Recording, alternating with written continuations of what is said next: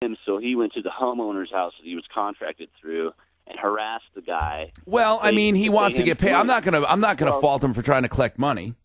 Collect money from somebody that doesn't owe it to him. Oh. I mean, he subcontracted. He contracted. Here's what I want to know. contract. Here's what I care What's about. up, man? What I care about is this Better Business Bureau rating. You say you're owed only $400, right? That's not a lot of money to you. But No, it's a lot of money to no. me, man. Hey, Yeah, I didn't. yeah. I meant only, meaning I just talked to a guy earlier in the show was owed $8,000. Now you're owed $400. You can sue for triple the amount in small claims court. Okay. Do you have any advice? I've never had to deal with this with my employers, man. Everybody I've ever worked with has been honest. Well, he said he would get you the money, so we're going to call him back with an address. Okay. Did he hang up on you, Mike? Yeah, we had some words. You know what? He knows where I live, and he's done work on my house because I thought he was such a good guy. So he knows where I am. Does he do good work? Does he know what he's doing? Yeah, but he'll charge you twice the Well, amount, and if you don't pay him, then he'll people can charge what they want. What I want to do is stick to the facts. Here are the facts. Okay. You say he owes you $400. He did not dispute that with Mike. Good. Okay, he did not dispute that he owed you money. He didn't say the amount, right, Mike? But he said he would get it to him. Well, I mentioned the amount. He said, Zach didn't make it there for payday, and it came returned in the mail when he tried to send it. He said if he had a good address, he'll get it right he out. would get it. Yes. So, Zach, what we're going to do is we're going to call him back with the address. Okay? And then if he doesn't want it, Mike, try texting it to him. This is Ethan Abbott, your plumber in Denver, also Good Deal Services, an F on the Better Business Bureau. But to put it in perspective, that's based on 7 complaints and 5 that were unanswered. Is that right, Mike? 5 that were unanswered. Correct. Okay. 303-713-TALK. Rolly. Get in line. Has that ever happened? Has that ever happened to me before where somebody threatened to sue me? Over the years, Tom, more than once. Like I said, get in line. Lisa, what's going on with you, Lisa? Hey, Tom. I'm frustrated and I need your help. What's going on? I heard you talk about American Finance on the air the other day. Well, no, I didn't talk about American Finance on the air. Oh. I was listening to KHOW, and it was American Finance, and they're at 225 in Parker. Yeah, well, that's Peter Boyles does their commercials. Oh, okay. But that's all right. I mean, so... Okay, then I'll just continue. No, go ahead, yeah. So I'm in a really good position in my life where I have no debt, make 6 figures, good credit. And so my friend said, you really should think about refinancing. Yeah, well, how much you owe? I just need to know a few things. What do you owe on your home? $239. What is it worth? Probably about $245. Okay, that's going to be, well, you could probably still do something. If you have good credit and income, you can save a lot of money. What's your interest rate at? 5.8, and I wanted to take it down to a 15-year mortgage. Oh, man, and you'll probably have a cheaper payment and have half the term. And think, well, I'll save an interest. Yes, of course. So it made sense to me, so I called them. Yeah. And they took all my information and said, yes, we need to pre-qualify you, and let's set up an appointment for Saturday. I said, that's fine. Good. I said, but have someone call me on Friday before I drive all the way down there because I have 4 questions I need answered. What were the questions?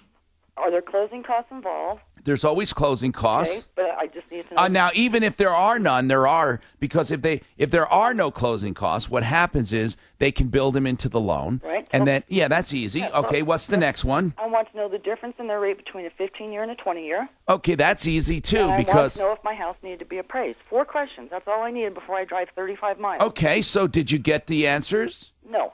Well, then...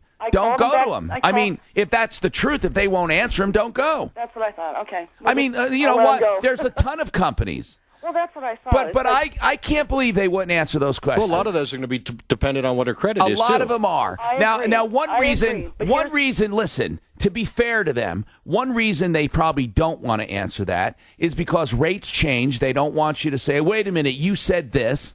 And another one is, well, the appraisal's easy. Yes, you do need an appraisal. If she qualifies for an FHA streamline, can't she do it without an appraisal? Not unless she has an FHA. Do you have an FHA now? No, it's a conventional. Okay, so the answer is you need an appraisal. So I'm going to tell you, yes, there are closing costs. Your second question was what? I want to know what the difference in the rate, which was... Okay, I can tell you... If it varies from day to day, I understand. It does vary, but it's going to be, for a 15, around 3.5 to 3.75, and for a 30, it's going to be somewhere around 4.4. to 4.5. Here's my other problem with that. them. Okay, so there's about a 1% difference. Right. And But what's your next question? And I just want to know if my house needed to be appraised. Yes, but there was another question. Closing costs, difference between 15 and 20, and the appraisal. That's all I wanted to know. Oh, by the way, it's 15 and 30 I gave you. Yeah. Well, there's only 3 questions there. Oh. Closing is 1. I was going to do 15 is 1 question, 20 is 1 question. Oh. Okay. My whole thing is I called back today and I said, I haven't heard from anybody because you said you'd call me on Friday and I could ask. And they said, well, we only do pre-qualifying 3 hours before your appointment. And I said, well, I don't want to drive all the way down there if, Mike, did you call? I want to be fair to them. Did you call them about this? I called over there and left a message. Did they want to say Pete. anything? The guy that was going to come on was on the other line, so I left him a voicemail. Okay. Look, we'll get clarification. But look, it's a very easy thing. I'm just thinking I'm going to move on because if somebody wants my business, they'll answer my question. Now, but again, I want to be fair with everyone, and that is this, okay, is that a lot depends on a lot of them don't want to give rates because they feel they're going to be tied to them. I understand that. And also, the appraisal's an easy one. The closing cost question's an easy one. That's what they so will I don't not, know. unless you have a face-to-face appointment where they can explain all your options. I said, I don't want all my options. I want a 15-year.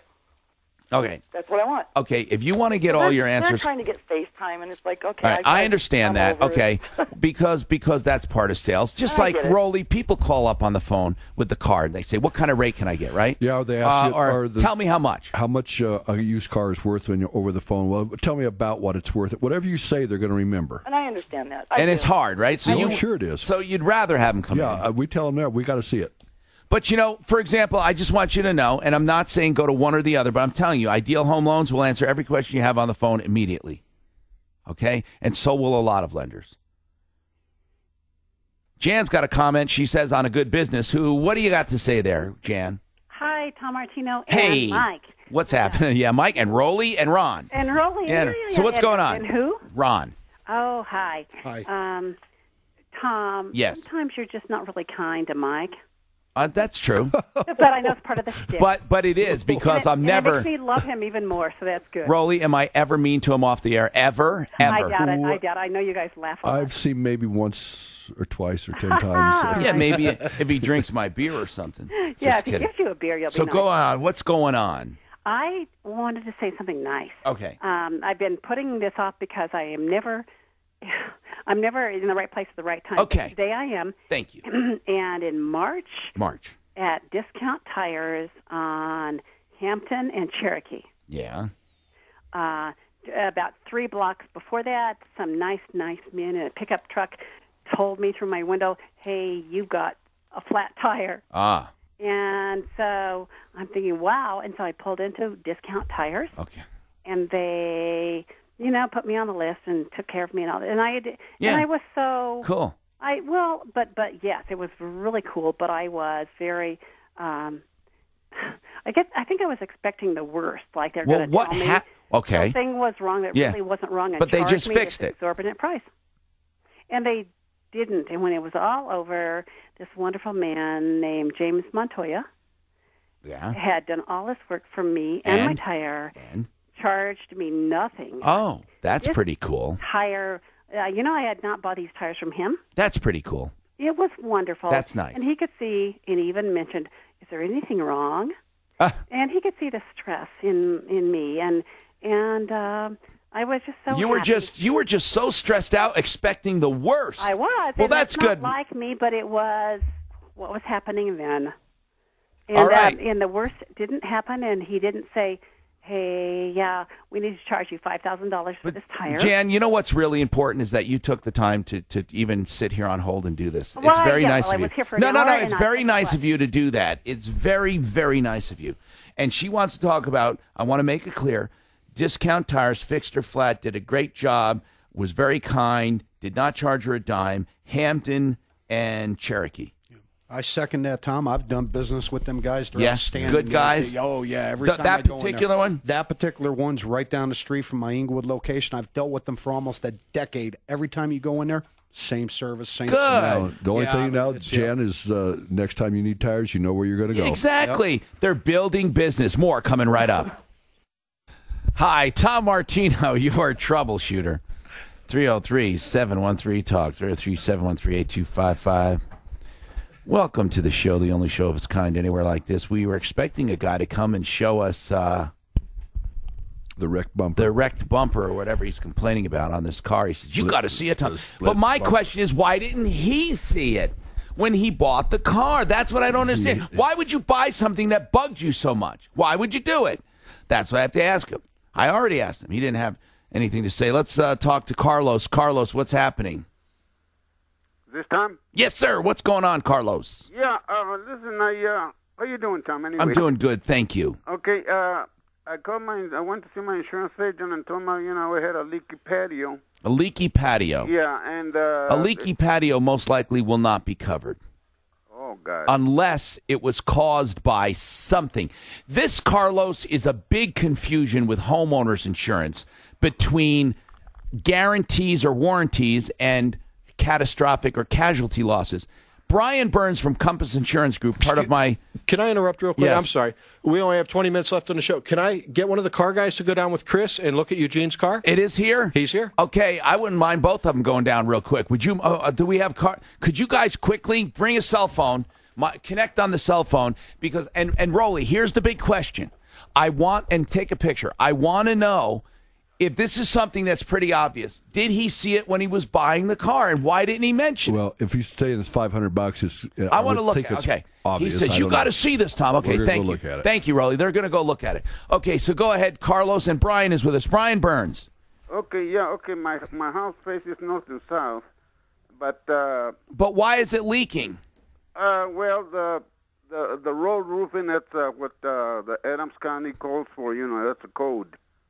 Okay, and, but Carlos, insurance won't cover a roof leak unless something happened to it that was caused by a storm or wind. Brian, can you explain this confusion people have? Yeah, it really does, and it's not just in this case, but I've had people call and they would get frustrated because their hot water heater went out and they don't understand why their insurance won't cover it. But it really, like you said, it's for perils. It's in the perils of the policy. It's from one of those things happening to the home, and then the insurance would kick in. On your case, I'm sorry, I didn't hear what you said the damage was on this particular one. Yeah, what was it, Carlos?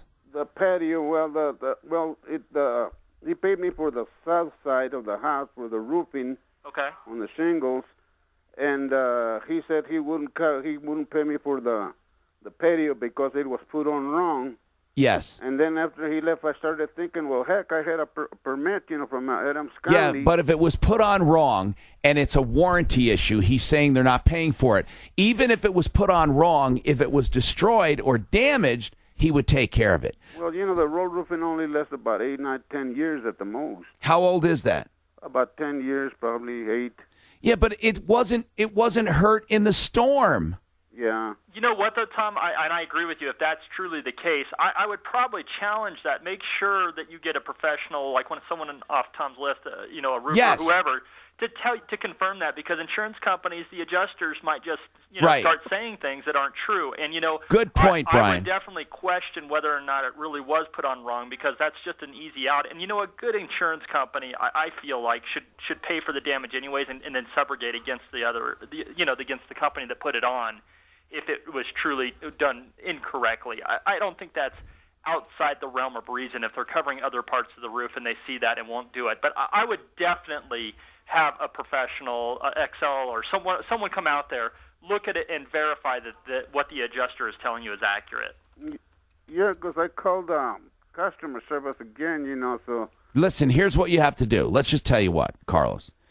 You have to get somebody out there from my list to look at it and to tell you truly, is that patio caused by the storm damage right. or by quality of work or workmanship? Listen, if it was caused by the storm damage, you call and you say you want the adjuster to meet your roofer out there to go over it.